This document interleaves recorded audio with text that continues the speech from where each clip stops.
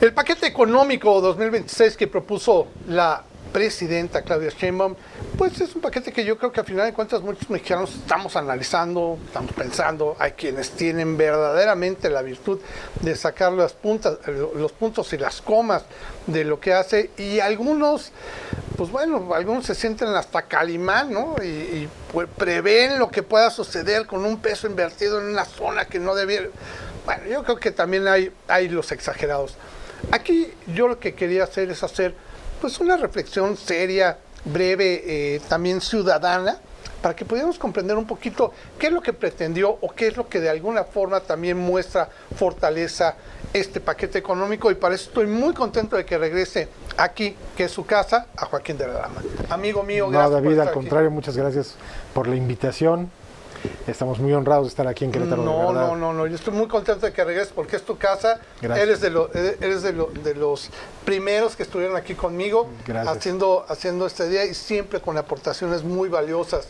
Joaquín, ¿cómo sentiste esta propuesta que pone la presidenta Claudia Sheinbaum? Bueno, la presidenta es una mujer muy técnica y lo primero que hay que decir es que los presupuestos son muy realistas, ¿no? Claro. Yo entiendo muy bien toda la inquietud que genera en la oposición, una oposición que suele ser muy mezquina, Sí. pues, negacionista, no admite nada, pero lo cierto es que la propuesta económica de Morena en 7 años y medio sacó a 13.5 millones de pobres, ¿no? Creo Hay que eso dice 30% menos de pobres en el país. Entonces, creo que eso merece un voto de confianza de la ciudadanía. Y por supuesto que los presupuestos, pues siempre uno quisiera que fueran mucho más amplios, que alcanzara para todo, pero esa es jugar con una realidad, comentábamos. El que maneja los presupuestos, los dineros, pues siempre se enfrenta a realidades que son cuánto hay y qué se tiene que, en qué se tiene que gastar, en qué se tiene que invertir. Hay, por ejemplo, yéndonos por partes, ¿no? La primera crítica que yo leí muy fuerte que le hacían era con respecto al tema de salud. Si bien la ONU recomienda que los países tengan 6 puntos del PIB invertidos en salud, en México nunca hemos estado, pero ni cerca de esos 6 puntos, ¿no? Tenemos que entenderlo como tal, ¿no? Entiendo que ahorita en este presupuesto está entre el 2.5 y el 2.7 aproximadamente, ¿no? Pero, bueno, ya sabes, como ya dices, ¿no? Se rasgan las vestiduras y dicen que eso no alcanza para nada, que los enfermos van a morir. Sin embargo, yo veo a una presidenta muy consciente de la situación. ¿Tú cómo ves en este rubro? Sí, yo creo que como en todo, ha habido una redistribución, bien lo señalas tú, en los gobiernos neoliberales, pues ni cerca estábamos de invertir en salud, ni había interés tampoco. No lo había. Porque hay que recordar que hace 7 años, cuando llega la cuarta transformación al gobierno, dejaron armazones, carcasas que decían que eran hospitales terminados y no tenían absolutamente nada, ¿no? Nos tocó por ahí ver algunos en el propio Estado de México, donde era realmente lamentable. Entonces, bueno, pues claro que hay, el presidente López Obrador en su momento y ahora la presidenta Claudia Sheinbaum han reconvertido esto, han ido invirtiendo cada vez más en los programas sociales, entre ellos el de la salud. Comentábamos hace un momento, ya se empezó el programa de Salud Casa por Casa, que va viendo a las personas de la tercera edad para atenderlas en sus domicilios. Sí. A aquellos que tienen esa necesidad. También tenemos la inversión que se ha estado haciendo, atrayendo, que es muy pequeña, pero es muy importante, ¿no? La medicina cubana para el pie diabético, que yo lo comentaba hace unos días con mi familia. Yo recuerdo a lo largo de mis más de 50 años de vida, cuántos conocidos he visto que perdieron la vida, empezando con la amputación, de uno de sus miembros, gente muy cercana, y entonces que hoy traigamos ese aditamento, ese medicamento de Cuba para México resulta formidable, como también vienen las brigadas de médicos cubanos, de especialistas, que van a los rincones más apartados del país, gente que jamás había pisado una clínica, que no conocía un médico. Hace poco tuvimos aquí en Querétaro el caso de una mujer indígena que viene del estado de Jalisco y que nunca había tenido una atención médica. Y ahora, pues bueno, se acerca este tipo de medicina, además de otras, a las comunidades más apartadas del país. Yo creo que, bueno, no vamos a esperar un reconocimiento de la oposición. No, bueno, porque criticaron el hecho de que se trajeran a los cubanos, pero como si trajéramos, no sé, traidores, claro. o a gente, no sé, de las prisiones de Cuba, ¿no? Fueron durísimos. Claro, y fíjate, y hay que decir que la Organización Mundial de la Salud soporta todos sus programas internacionales de medicina con médicos cubanos, ¿no? Haití, todo, claro.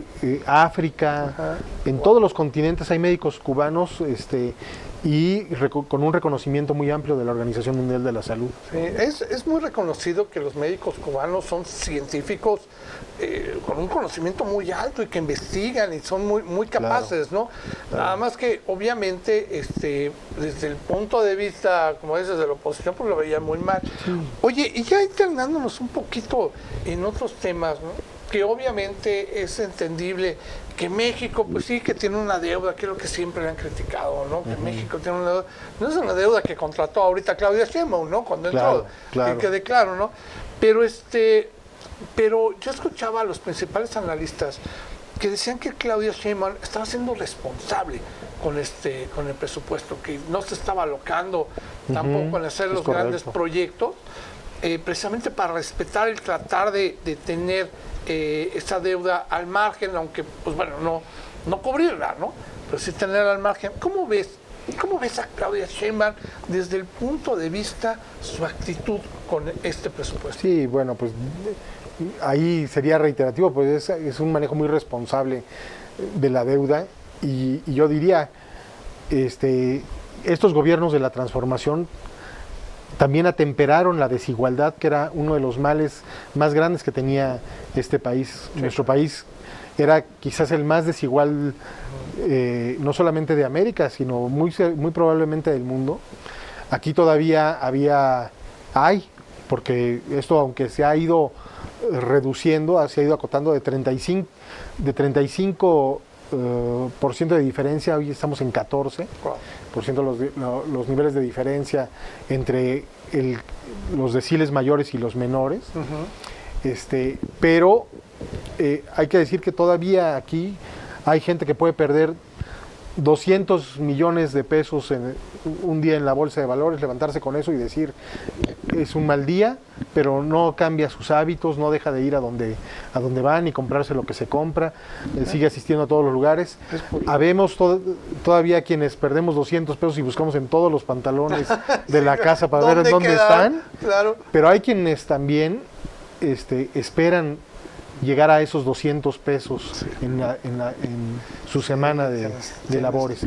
Entonces sigue siendo un país muy desigual, pero esto se ha ido atemperando desde hace 7 años para acá, y hay un reconocimiento, no por la oposición, que digo siempre es mezquina y pusilánime, sino esta hazaña se la reconocen a nivel mundial a los gobiernos de la Cuarta Transformación, ¿no? Y que no confiaban, ¿no? Bueno, que ya sabes que se hablaba que se iba a venezuelizar México, claro. ¿No? Y que era un peligro López Obrador, y pues no salió tan peligro, ¿no? Al contrario. Fíjate que hay dos temas que a mí me llaman mucho la atención. El tema del empleo, el crecimiento del empleo en el país. Es impresionante. O sea, México venir de una pandemia y tener dificultades, es de los países que se recuperan más rápido. Así es. Y hay empleo. Simplemente aquí en Querétaro, que, bueno, ya sabes, muchas veces hasta incluso escuché que la disminución de la pobreza en Querétaro se la achacaron a Mauricio Curi, ¿no? Y yo decía, bueno, se me hace hasta por demás injusto, porque tendríamos que hablar posiblemente de los empresarios que han jalado con la presidenta, no se llevan de cuartos, pero se han jalado o sea, les subió el salario mínimo a los empresarios. Los empresarios, pues apoquinaron, ¿no? Pusieron, ¿no? Que Mauricio Curi les aumentó el impuesto sobre la nómina, ¿no? Entonces fue doble, ¿no? Aumentaron el salario y el impuesto sobre la nómina. Pero, ¿qué me dices de esta situación de los empleos? Sí se nota, sí se ve, hay mayor consumo, de hecho, en todo el país, ¿no? Sí, bueno, sin duda parte de la estrategia para relanzar o reconstituir el tejido social y sacar a 13.5 millones de pobres o 13.5 millones de personas de la línea de la pobreza, tuvo que ver los apoyos sociales, por supuesto, que han sido fundamentales, representan para muchos hogares un ingreso importantísimo, pero también el aumento de 135 veces en términos reales. Qué locura, qué maravilla. El salario. Sí, ¿no? Qué maravilla. Algo que durante todo el periodo neoliberal que nos tocó a nosotros vivirlo, decían que era imposible, que aumentar el salario elevaba la inflación, todos los precios se disparaban, era el hecatombe anunciado desde antes, ¿no? Y la mejor manera que encontraban los neoliberales para su argumento, para mantener las cosas como están, es decir, el sacrificio viene por el lado de los obreros, ¿no? De los trabajadores, de los más pobres.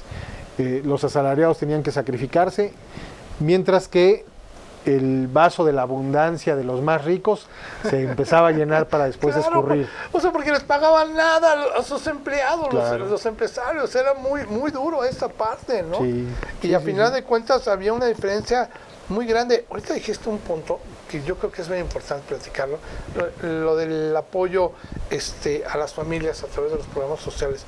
Histórica la cantidad de dinero que pone Claudia Sheinbaum estos programas, viendo que es la base prácticamente de su gobierno. ¿Lo ves bien o será muy arriesgado? Porque mucha gente lo critica de que se va a acabar el dinero si lo sigue regalando y ya sabes, ¿no? Cómo se rasgan las vestiduras. Claro, pues hemos visto que esas falacias del neoliberalismo se derrumbaron en los primeros años del gobierno de Andrés Manuel, ¿no? Sí. Y está muy claro que los programas sociales vienen a ser un aditamento para que la rueda de la economía gire, ¿no? Vemos cómo el programa de adultos mayores ha dignificado la vida de las personas mayores. Ojalá pudiéramos darles más, pero es algo que no tiene parangón en la historia del país. Es correcto. Y sobre todo que los programas sociales que tenemos no son clientelares. A nadie se le condiciona un programa social. Son programas sociales universales. Quien cumple los requisitos, tenga la afiliación que tenga, pertenezca al estrato social que pertenezca, lo puede recibir. Entonces, eso es una maravilla, porque a veces por el hecho de pertenecer ponían criterios tan absurdos como en los estudios socioeconómicos, que si tenías 2 teles, por ejemplo, que me acuerdo, ya no eras candidato a un programa social, y a veces las teles que tenían las usaban de maceta, pero ahí estaban. De las que eran cuadraditas, ¿no? Todavía. Entonces, la universalidad sirve, por supuesto. Y claro, habrá quien pueda abusar porque no lo necesite, pero es preferible darle a alguien que no lo necesita que a dejar a alguien que lo necesita sin apoyo social. Totalmente de acuerdo. Es que buscaba la cantidad, 228 mil millones de pesos. Claro. ¿No? Qué maravilla, ¿no? Y bueno, es Pensión Mujeres Bienestar. Claro, Pensión Mujeres Bienestar que recordemos, se ha ampliado en el rango de las mujeres a las de 60 años. Sí, claro, de 60 a 64 solamente las mujeres reciben, ya después hombres y mujeres las reciben, pero son jóvenes escribiendo el futuro. Salud Casa por Casa, la beta-arlitacetina, que también es una maravilla para todo estudiar. Oye, tengo que corregir, perdóname, dije 228, no es cierto. los 16 programas sociales recibirán 987 mil millones de pesos. Fíjate. En 2025, ¿no? Es nada, es casi 1 billón de pesos. Sí. Una maravilla, y yo creo que habla muy bien de la confianza que tiene la presidenta en estos programas, y cómo ves la confianza que tiene el extranjero en México con relación a esto. Pero hay que decir que estos programas sociales no hubieran sido posibles si no se hubieran implementado 3 medidas de este gobierno, que fueron, tener primero muy claro que por el bien de todo, primero los pobres, ¿no? Claro. Estos son programas pensados en ayudar a quienes menos tienen a salir de la situación de pobreza, en cambiar las condiciones materiales de la gente, que es lo único capaz de generar progreso en un país, ¿no? Claro. Cuando una persona no tiene que estar tronándose los dedos y pensando todo el tiempo qué es lo que va a hacer, puede mejoran sus condiciones de vida y puede mejorar, prepararse para ir escalando socialmente. La otra es la austeridad del gobierno, ¿no? Claro. Esta austeridad republicana. Eso, yo creo que siempre hay una confusión en cuanto a eso, porque es claro, y lo han hecho análisis de economistas muy importantes. El gobierno de México es de los más económicos del mundo. Claro. Y eso es algo que la gente, no quiere difundir eso, o como dices, son mezquinos luego en querer decir esos puntos, pero es una realidad. ¿Sí? O sea, y se habla que está por abajo hasta de países como Nicaragua, El Salvador, claro, ¿no? Claro. A ese nivel. Pero no se quiere comentar nunca de esto, ¿no? Porque se quieren ir a que si Noroña tuvo para pagar una casa de 12 millones de pesos, claro. Yo quisiera que vieran pues cuánto gana el señor Noroña, pues también a través de la monetización que tiene sus videos. Claro, que es muy exitoso. Es muy exitoso en eso, entonces también no se le puede negar eso, ¿no? Sí, pero la austeridad tiene que ver con la austeridad en el gobierno, justamente. Gobierno, claro. Digo, si uno con lo que gana se quiere dar un lujito, pues creo que tiene todo el derecho. Pues tampoco es para guardar el dinero abajo del colchón, ¿no? ¿Verdad? Perdón. No, claro. Y entonces, la austeridad en el gobierno, que también significaba que no podía haber gobierno rico con pueblo pobre, como lo vivimos nosotros, con unos viajes. Años. No, bueno, todavía hay remanentes de gobernantes que viajan con todo un séquito. No, hay que decirlo, aquí el de Querétaro, o sea, creo que está en Canadá, ya está regresando ahorita, porque va a ver a la presidenta, ¿no? Sí, pero digo, eso era una verdadera locura, en otros sexenios, cómo viajaban los presidentes, cómo viajan todavía hoy los gobernadores, algunos gobernadores, como el de Querétaro, que cada ratito está más tiempo fuera del estado que adentro. Me pasaron el dato que ahorita ya se convirtió en el gobernador que más viajes ha realizado, y todavía no termina el sexenio. Y todavía no sabemos qué utilidad tenemos de esos viajes, porque además todas las tragedias que han ocurrido en el estado, lo agarraron fuera, pues claro, pues si está todo el tiempo fuera, pues no puede ser de otro modo. Pero bueno, ahí está esa austeridad. Claro. Y la tercera es un gobierno que desterró la corrupción, ¿no? Sí, la ha combatido tanto como se ha podido, y siguen en ese embate contra la corrupción. No recuerdo a qué pensador muy interesante que decía, es posible que la corrupción sea un tema que a lo mejor es individualizado, pero al menos López Obrador y Claudia Sheinbaum pusieron en la boca de todo México esa palabra como algo malo. Claro. Porque mucha gente pensaba que era normal. No, pues dale 100 pesos al poli para que te deje ir, ¿no? Claro. Llévale su lanita, la de la licencia, para que no te haga el examen. Claro. Pero al ponerlo en la boca, ya al menos, ¿no? Y los que estaban en cargos públicos y no salían ricos decían, mira qué tonto. Sí, exacto, lo veían de tonto, ¿no? Ajá, porque decían, no hacía la corrupción. Oye, 2 temas que quisiera aprovechar para que tú me digas tu punto de opinión. Número 1, la relación con Estados Unidos. Digo, le tocó a Claudia Sheinbaum, como le tocó a todos los gobernantes del mundo ahorita, tener de presidente a Donald Trump en los Estados Unidos y que los arancelara a todos los países, ¿no? Claro. Y es una relación difícil por el gobernante que hay. Pero ¿tú cómo sientes la actuación de Claudia Sheinbaum ante esta situación? Fíjate, bueno, yo diría que en la izquierda, en principio, no podemos ser complacientes nunca, claro, y hay que ser críticos.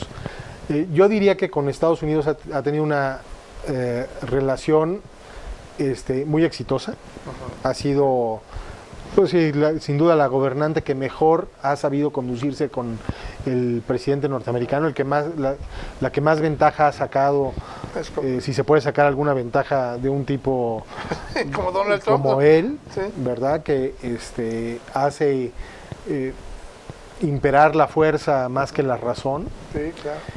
Y que ha tronado o ha puesto en jaque economías. En ese sentido, yo creo que la política de la presidenta ha sido muy exitosa.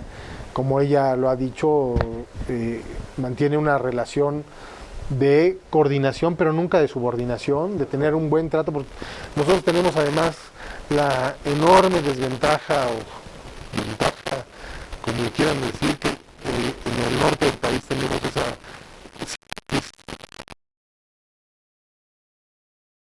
de muchos kilómetros, porque además nos lo cercenaron, sí, los norteamericanos.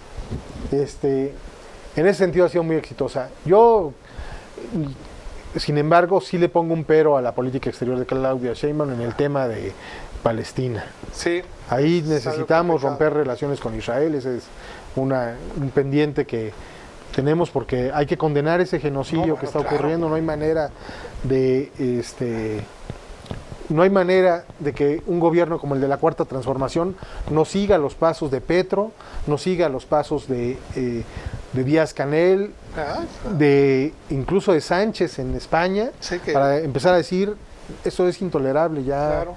Ahí hay una deuda, siento yo, del gobierno de la Cuarta Transformación todavía. Que yo creo que es complicada, ¿no? Por, la comunidad judía que vive aquí en México, la de Estados Unidos. Pero muchísimos judíos no están de acuerdo con el genocidio. Yo creo que, de hecho, la mayoría de los que viven aquí en México, sí, no tendría que ser un factor. No puede estarse de acuerdo con una masacre como esa, con una limpieza étnica como la empleada. Digo, yo también tengo buenos amigos judíos y no creo, porque es de personas bien nacidas, estar en contra de ese tipo de situaciones, ¿no?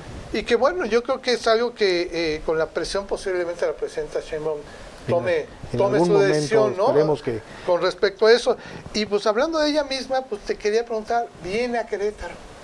¿Qué va a encontrar en Querétaro? Claro. Y además, caray, el escenario, te lo voy a poner así como para que relatemos tu opinión.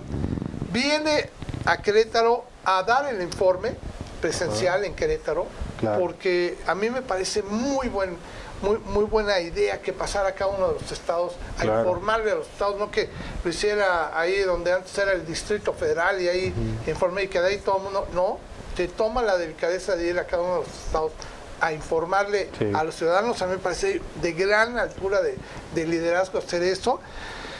Invita a Mauricio Curi a que lo acompañe, y lo van a hacer en el Centro de Congresos, ¿no? Un lugar que, pues, ¿cómo lo puedo decir, no? A mí se me hace un bastión del conservadurismo, ¿no? Aquí Querétaro, ¿no? Yo ya he escuchado temas de que hay movilizaciones del gobierno del estado para que vayan a llenar los asientos y que no vaya a haber abucheos ni cosas así, que vaya a haber más aplausos. Pero, ¿cómo lo ves el escenario, la situación, el momento crítico que tiene Mauricio Curi ahorita en el gobierno de Querétaro? ¿Cómo lo sientes? Sí, y después de las inundaciones y que han demostrado cómo sus obras han fallado, y de estas propuestas como la del Batán que se le han caído, debe ser muy angustiante recibir a la presidenta de la República aquí en el estado, pero yo creo que por eso sale de viaje, para distraerse un poco. Pero fíjate que lo que tú dices, David, es muy importante. El informe presidencial que la mandataria rinde como lo establece la Constitución ante el Congreso de la Unión, entrega un informe por escrito del Estado que guarda la administración a su cargo.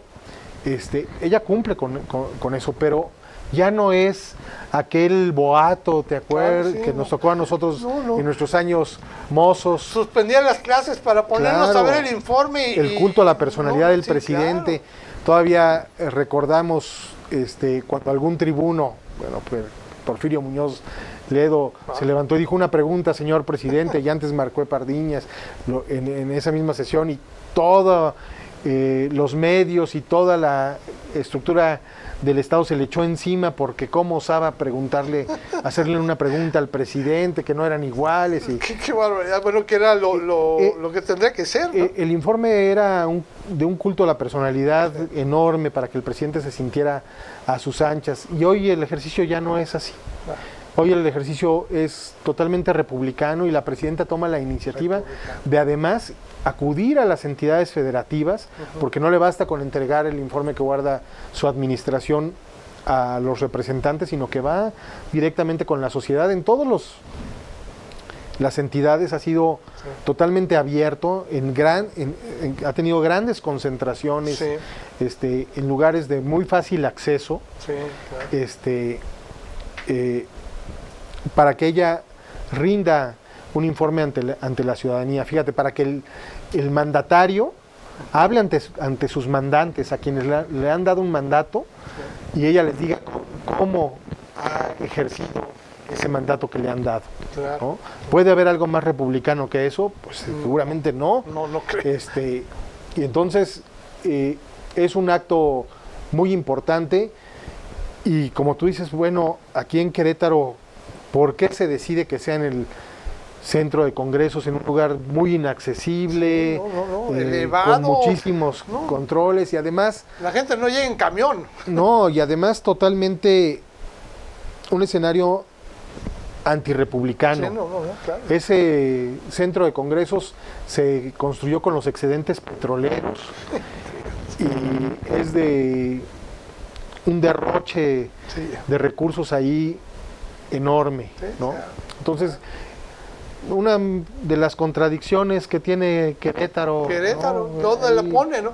Y digo, yo creo que es parte de la estrategia de control para que no sea, porque a final de cuentas entiendo que Claudia Sheinbaum no es que lo decida, o sea, ella propone, le dice al gobierno, voy a ir a tu estado, voy a hacer esto, y el gobierno pues ya dice, te dispuse el centro de congreso, ¿no? Yo con el mismo presidente había dicho, ¿por qué ahí no? Pues sí.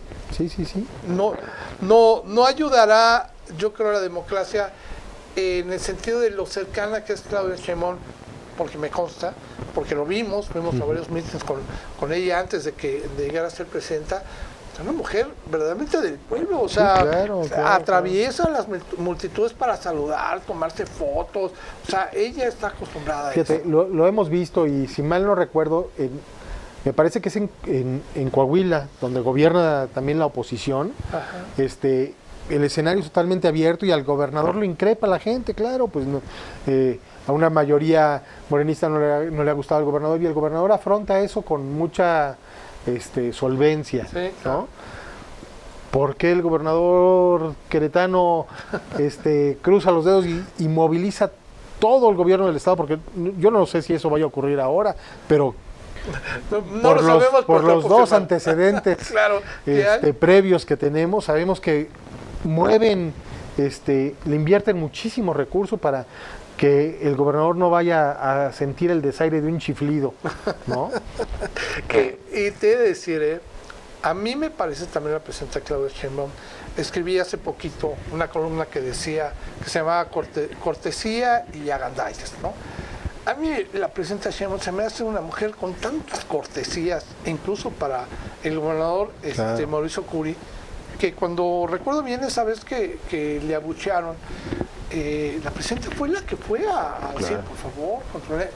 Fue ella, ni siquiera el presidente López Obrador, ¿no? Ella fue quien... Ella fue la primera, Ella fue la primera.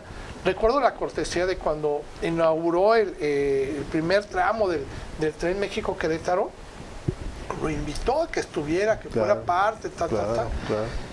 Y ahorita que decías lo de las lluvias, y es ahí en donde yo digo, entre las cortesías y los agandallas, cuando estaba entregando Mauricio Curi, junto con Luis Nava, junto con estaba también Felifer, estaba también el senador Agustín Dorantes, estaban entregando refrigeradores, te invitaron a ti, invitaron a, no sé, al delegado de Gobernación, a la senadora Betty Robles, porque eso, yo entiendo, con lo que pagaron eso, pues es dinero del gobierno del Estado, ¿no? Claro. Entonces, ¿por qué no hay cortesías de regreso? Claro. Luego me pregunto, ¿no? Sí. No, y bueno, y además hacen caravana con sombrero ajeno, porque no solamente no te invitan a eventos de ellos, que sería la mínima cortesía política, ¿verdad? Porque finalmente podrá ser dinero del Estado, pero es dinero de los queretanos. Claro, ¿no? De nuestros impuestos. Claro. Entonces, pues invitar a un representante popular, que es algo natural, claro, que no tendría, no debería de tener nada de malo. No debe tener nada de malo. Y que me refiero a esta cortesía de, si sabe que la presidenta Sheinbaum es una persona tan pública, tan del pueblo, ¿por qué va y se lo pone en la parte más alta de Querétaro? ¿No? Sí, eso a mí se me hace hasta descortés. Claro, es el lugar más inaccesible de donde se pudieron haber hecho.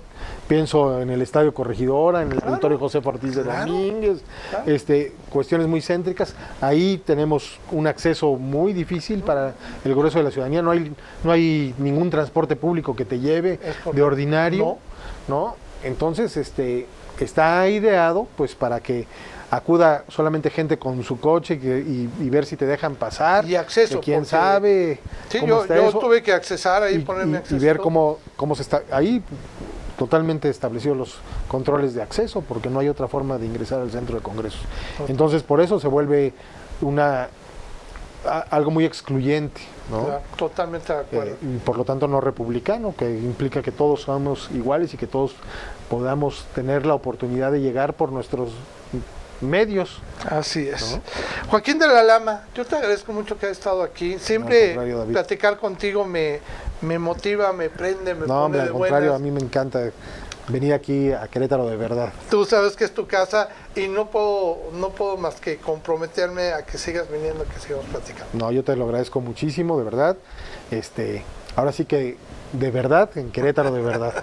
Así será. Muchas gracias, Joaquín. Estamos aquí viéndonos seguido. Gracias. Muchas gracias, David. Y amigos de Querétaro de verdad, yo les pido, por favor, cualquier comentario que quieran hacer de esta plática que tuve con Joaquín de la Lama, lo pueden hacer a través de nuestras redes sociales y también a través de nuestro sitio web, queretodeverdad.mx. Que tengamos un extraordinario día. Hasta pronto.